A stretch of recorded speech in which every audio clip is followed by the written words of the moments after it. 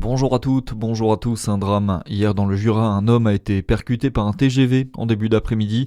C'est arrivé à Pamiers peu après 14 heures. La victime, 55 ans, n'a pas pu être secourue. A priori, ce serait un acte désespéré qui a perturbé le trafic sur la ligne. Les trains ont dû rester à l'arrêt le temps de l'intervention des gendarmes. Les autres TGV ont dû être détournés. De la cocaïne frelatée en circulation dans le département, c'est en tout cas ce que suspectent les autorités suite à la mort de cet homme au CHU de Dijon. Plusieurs consommateurs ont été hospitalisés. Pour certains, ils sont dans un état grave. Des analyses toxicologiques sont en cours pour comprendre ce que contient la drogue et comment mieux soigner les futurs patients. Ils étaient au moins 2000 personnes à la manifestation du 1er mai, hier à Dijon, une mobilisation pour la fête du travail et des travailleurs.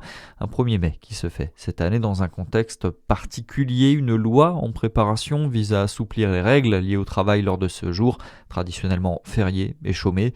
Au niveau national, la secrétaire générale de la CGT, Sophie Binet, a réclamé une hausse de 5% du SMIC et le blocage des prix du carburant. Dans le reste de l'actualité, environ 20 000 teufeurs toujours rassemblés près de Bourges. Une free-party géante qui a débuté hier sur un terrain militaire dangereux, susceptible d'abriter des munitions non explosées selon la préfecture. Les effectifs de gendarmerie ont été doublés sur place pour passer à 600 sur ordre du ministre de l'Intérieur. En sport, en handball, défaite de Dijon hier face à Montpellier. Le DMH s'est incliné 38-28.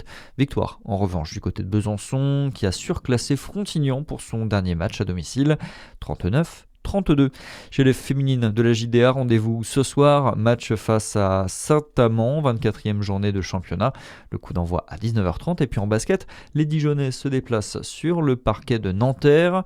Le coup d'envoi du match à 18h20. C'est tout pour l'essentiel de l'actualité. Bonne journée avec Fréquence Plus.